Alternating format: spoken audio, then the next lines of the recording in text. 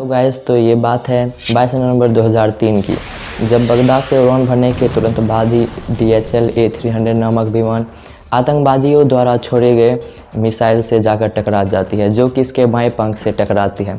बाएं पंख में टकराने का ये कारण इसके हाइड्रोलिक्स को बहुत ज़्यादा नुकसान पहुंचती है। यहाँ पर ध्यान रखने वाली बात यह है कि किसी भी प्लेन को उड़ाने में उनके हाइड्रोलिक्स बहुत ज़्यादा उनके काम आते। तो हाइड्रोलिक्स के फेल होने के बाद पायलट्स ने किस प्रकार से विमान को लैंड कराया और उनको किन किन दिक्कतों का सामना करना पड़ा, और आखिरकार टेररिस्ट का क्या हुआ जो इस सब में शामिल। एयरबस A300 22 नवंबर 2003 को बगदाद और बहरीन के बीच उड़ान भर रहा था। यह उन चंद मुट्ठी भर विमानों में से एक था जो बगदाद में रह रहे अमेरिकी सैनिकों को मेल और मानव सहायता पहुंचाता था। उनके अंदर कुल 3 पायलट थे और उन पर वो पायलट बहुत ज़्यादा अनुभवी थे। उनको एक विशेष प्रक्रिया द्वारा लैंड कराने और टेक ऑफ कराने का अनुभव था और उन्हें ये अनुभव बहुत जल्दी ही काम आने वाला था। हमले के जोखिम को कम करने के लिए तेज़ी से बाहर निकल रहा था।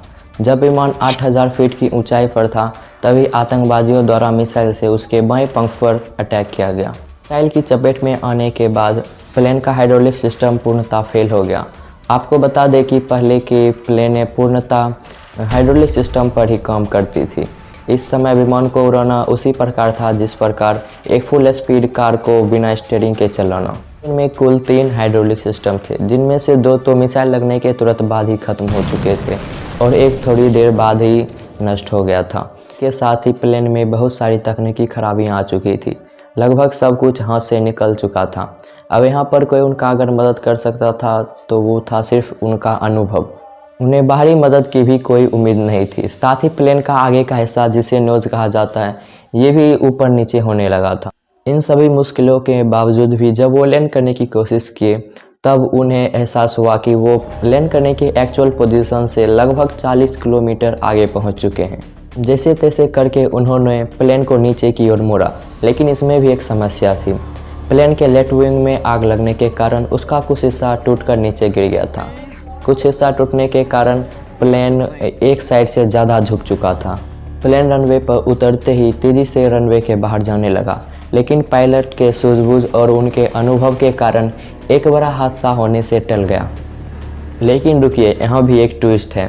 जैसा कि मैंने आपको पहले ही बता दिया था, प्लेन का एक हिस्सा अधिक झुके के रहने के कारण प्लेन रनवे के बाहर चला गया था। कुछ दमकल की गाड़ियाँ भी उन्हें रेस्क्यू करने के लिए पहुँची। पायलट्स प्लेन से निकलने के बाद जब वे आगे बढ़ रहे थे, तभी ड्राइवरों ने उन्हें रोका और उन्हें बताया कि जहां पर वे खड़े हो सकता है वहां पर माइंस हो। आतंकवादियों द्वारा एयरपोर्ट पर कब्जा करने के लिए लगाया गया हो सकता है। इसलिए ड्राइवर ने पायलट से कहा कि वे गाड़ी के टायरों के निशान पर चलकर रनवे तक आएं। पायलट्स ने ड्राइवर की बात मानी और वैसा ही किया जैसा कि उन्होंने कहा था, और इस तरह वे सुरक्षित एयरपोर्ट तक पहुँच गए। के बाद से सभी प्लेनों में एक ऐसा सॉफ्टवेयर इंस्टॉल किया जा रहा है जिससे हाइड्रोलिक फेलियर के बाद भी इसका थ्रस्ट कंट्रोल किया जा सकता है।